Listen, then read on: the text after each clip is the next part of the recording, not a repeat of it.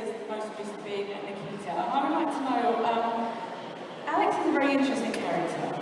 She's very strong, very tough, but she's also quite fragile, really, quite delicate. I wonder how difficult is that as a role? It's kind of quite contradictory.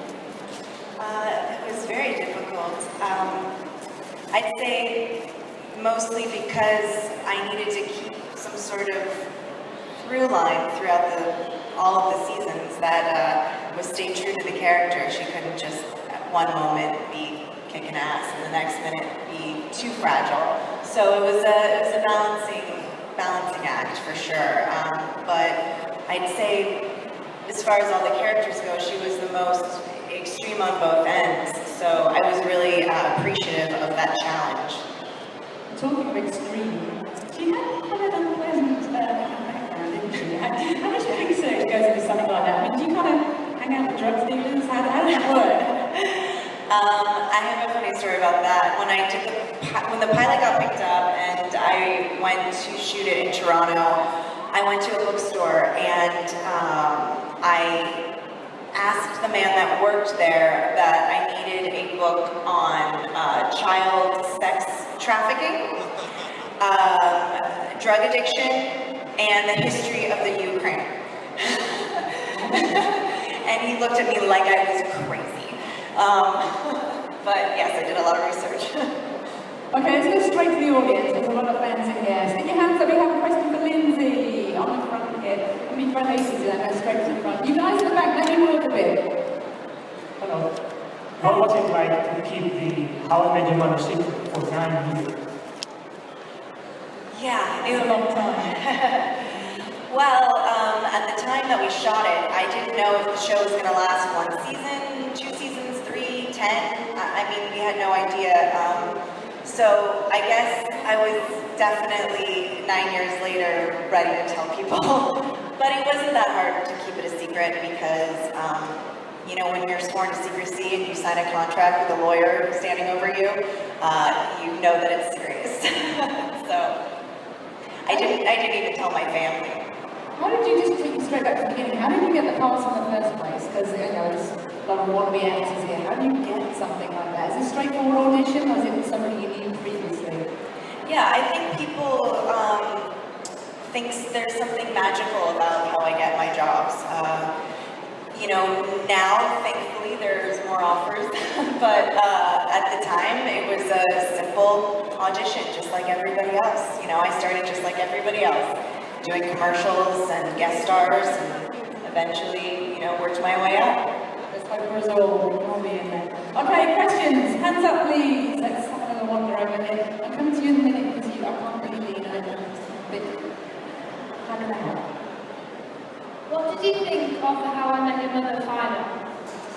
Oh, yeah. I loved it.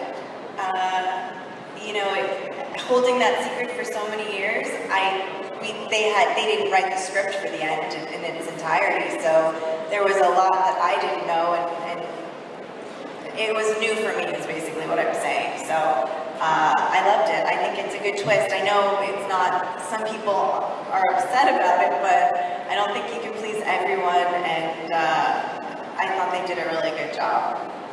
And I read you actually shot some of those scenes like 9 years ago. I mean, how come is that freaky? I know it's a secret, but the fact that you filmed it 9 years ago, is it just like gone out of your mind, or? David Henry, who plays my brother, was growing up too fast. You know, he would come in one day and the next day he had grown 4 shoe sizes. So we realized quickly we needed to shoot it all at once, is really why that happened, to kind of keep it in a time capsule. So yeah, it would be very strange, because I'm a fan of the show as well, so I would watch it and then see myself at 17 years old and go, oh, that was weird. But it's unusual for sure. Back to that gentleman who I was too lazy to leave over.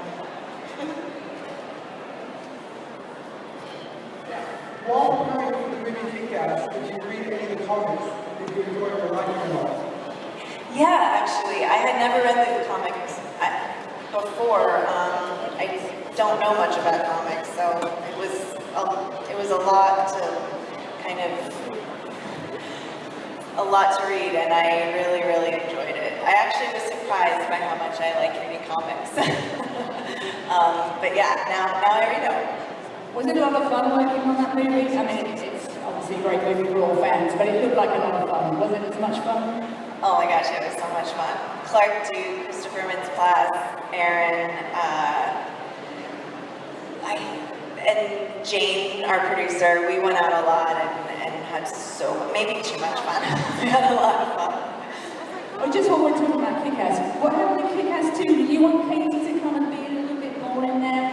We all missed you. I know, I was actually at the same time shooting Nikita, so that was unfortunately the reason why I wasn't in it more. And actually I have to thank Nikita because the producers technically were not allowed to let me leave Toronto to go shoot it here in London, but they were kind enough to even let me do one scene. So I was unfortunately in 2 different places at once, so that's why.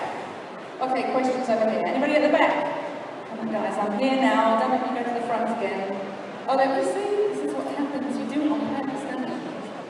Oh, thank you very much. Hi. Hi. What kind of tactical training did you do for the video and how Alex could get trained down while you're doing the martial arts? Yeah, I didn't have any martial arts training, and I had never shot a gun before, so I had a lot to learn. And it was actually more on the go than people think. There was not the luxury of having 4 months to learn how to do things. It was kind of like, okay, I have to do that, let's go. I have a dancing background, so it was a little bit easier to like learn the choreography and the physical aspect of it, but we had a fantastic stunt coordinator, and also I just went along. Maggie did all of her own fighting, so then I just did all my own fighting, you know, and we just did it. And also learning how to fight for the camera is very different than just normal martial arts, so there was also a lot of kind of cheats that we do for the camera angles. Actually, I wanted to ask you about your dancing background. Did you want to be a dancer and you just kind of ended up acting, or this kind of dancing was something you did as a kid, you always wanted to be an actress? Yeah, I didn't want to be a professional dancer. I love going and watching professional dancing. I just didn't want that life for myself. I prefer acting. Okay, let's go back to the front. On the front here. How do you choose your projects, and what is your dream role? That's a loaded question. Yeah. I'd say that, like Nikita, was a very physical role, a lot of action, a lot of drama, and it was, you know, a network television show. So the first thing that I wanted to do when I left that show was something that was more of a kind of back to basics thing, and I chose an independent movie called Moments of Clarity. That was a tone more of Juno kind of thing, and you know, it was just a very different set experience. So I guess to answer your question is, whatever I did before, I want to do the opposite right after. It had a lot of comedy in it, which was nice. Alex was a fantastic character, but a lot of emotionally draining things to do. So, and then So sorry. But Yeah, your dream role. I read the style of role. That's something you want to do. I don't know. That's a really tough question. I feel like whatever's coming next is what's supposed to be. I just want to continue being challenged, I guess. I want to do more movies, you know, which I am, and it's been great. I'm seeing Bond there. What do you reckon? You cast Bond there. That would be. Okay, any more questions?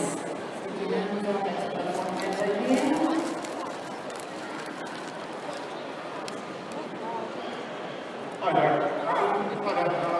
Do you have any inspiration in the acting world? Who inspires you in the acting world? That's That's a good question. I'd say Kate Blanchett is one of my absolute favorite actresses. I mean, that would be a dream to work with her. I mean, obviously Meryl Streep is an inspiration. And then Rose Byrne, who's actually a personal friend of mine, and she does a lot of like big comedies, and I love that world. When I got to do Haunted Time Machine, and you know, I'd like to do more of that. You know, she just did that movie with Jason Segel, and I that kind of world I really enjoy. It's fun. It's a laugh all day. Haunted Time Machine, that was really cool actually, I noticed that. I was actually going to ask you, when you work on a long-running series or even a movie that's taking some time, I guess you get pretty close to the other actors, it's like a little family. Who are you still kind of friends with? Have you made really close friends in the acting industry, or is it really very transient and you do your job as well? I think it's different for every project. You know, it depends who you're working with a lot. You know, I think people think we know everybody in all of our movies, but sometimes you never even have a scene together, and you never are even in the same country at the same time. So it depends on the project, but Nikita, I mean, with so many years, we're very, very close as a cast. Actually, Aaron Stanford and Noah Bean are about to do 12 months for Sci-Fi, which I'm super excited about. So, you know, we just keep it in the family, and Shane and I are very close friends. So yeah, I guess also people live in different countries, like kick-ass guys. I wish I could see more, but unfortunately it's further away. I think we all have this idea of when you work in movies or on a TV show, that it's kind of like everybody else when you go to work and you're hanging out and go to bars. Sometimes it's like that, and then sometimes you've been working for like 17 hours straight and you just need to make it to your hotel bed before you die. Yeah. Okay, questions? Let's have a look. Yeah, one over there. And you're doing the warnings. Hi. Where's Walter? Hi, I'm Nikita. You said you dance with like actors. Do you ever think about doing any like theatre work? Yes, I'd love to do theater. I've actually just broken into Shakespeare recently. It was a world I knew nothing about, and a friend of mine is doing Othello, and I've just been kind of introduced to Shakespeare for the first time, so I would love to do like not just Shakespeare, but I think that's a really, I mean, hi. That was my fault. Yes, I love it. And it also, theater has become all over the world now. You know, Broadway used to be the one place to do plays, but there's so many incredible theater companies that are, I mean, here, there's incredible theater. So, yes, anywhere. I would love to do a play. So, presumably you'd like to do West End? You see you in the West End at any time? That'd be cool. Yeah, maybe I will. Okay. Any directors out there? Taking notes. It's kind of been touched on before, sort of your ambitions, the people you've got to you're up to. What would you like to look back on in 10 years' time and say, I'm really proud of that, really glad I did that? You've done some great things so far, obviously. Anything you would like to have done within 10 years?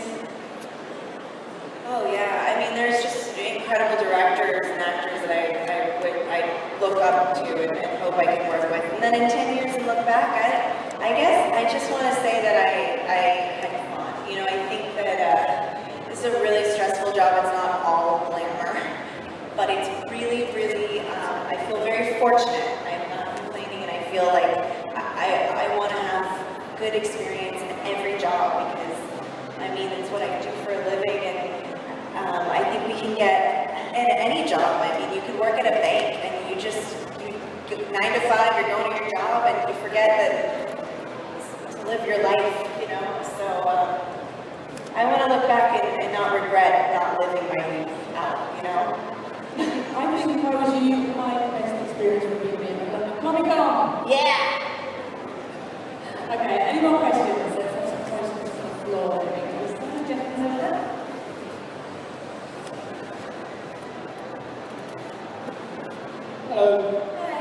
If you had the choice of doing like a theatre project, so you just touched on there, that you really want to do, but it didn't pay an awful lot, or a long-running show that paid an awful lot, what would you choose? Definitely theater. As soon as Nikita ended, I had been offered a few TV shows that were beautifully priced, and it just wasn't my journey. I think I needed to go into independent film world, and I feel like no play pays, actually. Nobody in equity or no play is a lucrative career. People do plays because of the passion and the live theater, and I mean, it's such a infectious feeling. So I would choose the play. You're obviously ridiculously busy, but when you're at home, what TV shows do you actually watch? What do you enjoy? Right now, I'm obsessed with Veep. I also... So any Veep fans out there? Yeah, one or two? The one guy, him and me, watch Veep. No, I love Veep. I love New Girl. Oh, we got some love for that. I actually wish that I lived in that flat with them. Like, my boyfriend sometimes is like, okay, like, listen. I love New Girl. Let's do it. Put you on the spot now. I know, it's okay. I love TV, but I don't have enough time to watch it. Oh, Parenthood, which is very dramatic, but I think some of the best writing of family drama that I've ever seen. It's fantastic. So, touching on the ambitions again, do you have any ambitions outside of acting? Would you like to write, produce, direct? Because a lot of actors we have up here, they all they love their acting, but they also kind of want to branch out. Yeah, I'd like to produce more. I think that it's hard. I feel like in film right now, there's big blockbusters and there's small independent movies, and there's a lot less in between than there used to be. There's a lot less character-driven dramas that are kind of mid-range. So producing your own films, you get to create that out there and create those jobs for people and tell those stories. So I'd say producing is definitely on my list of things to do. And I'm actually, my last independent movie, Moments of Clarity, which I'm really excited for you guys to see, I can't wait for it to come out. Our lead actress produced the film, so I was watching her a lot. Okay, so we have time for a couple more questions. One over here. Okay, and you next. I saw the first thing where when you did Desperate Housewives way back in season 4 and kind of followed you on from there.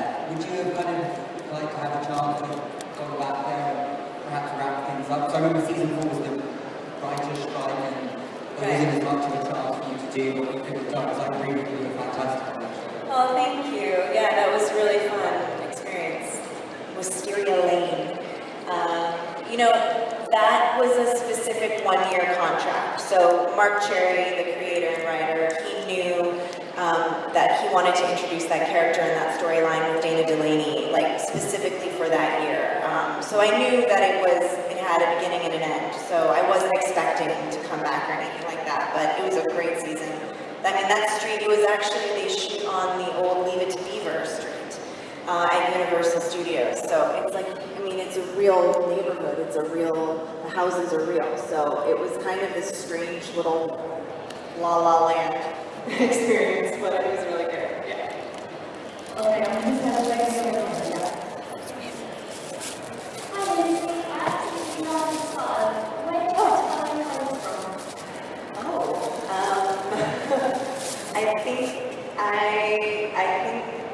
Gosh, I don't know. I don't have a favorite store. I think I just like to mix things up.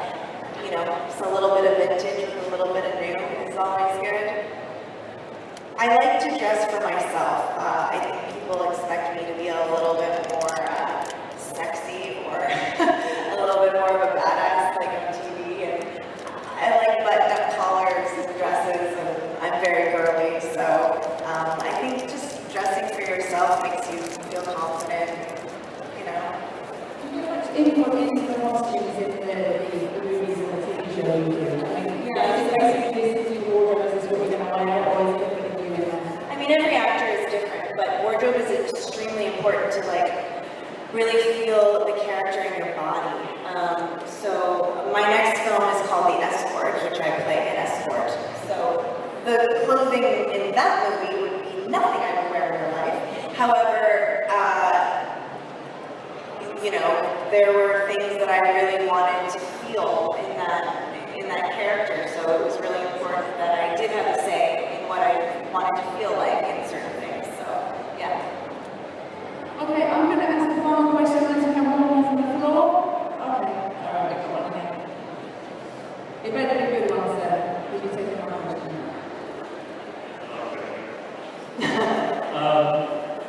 So, like you said, there are blockbusters and other movies, and you have been able to do both, and also TV as well. And it's amazing. How do you manage to be able to jump and be so successful in each and every one of those franchises, and so many actors, especially in TV, it's found it so difficult to move into film? Yeah, I think What's the secret for your success? there's no secret. It's a lot of hard work, and everybody's career is so different, what their opportunities are. I feel like you just have to keep pushing people's ideas of you. You know, everyone in the industry wants to put you in a box and say, that's what you are, that's what you are, that's what you are. You know, Hot Tub Time Machine, crazy chick from the 80s has nothing to do with Alex and Nikita. You know, you just have to change people's idea of you. So I can be very pushy. I guess we should finish on a little bit of self-promotion. What are we going to see you in next? What would you like to tell us to look out for? What are you doing? The independent movie, Moments of Clarity, and I'm about to shoot a movie called The Escort, where I play a prostitute. So I think there's a few people in here really looking forward to that. I'm going to wrap things up now. This has gone really quickly. Thank you so much for joining us. We've had a really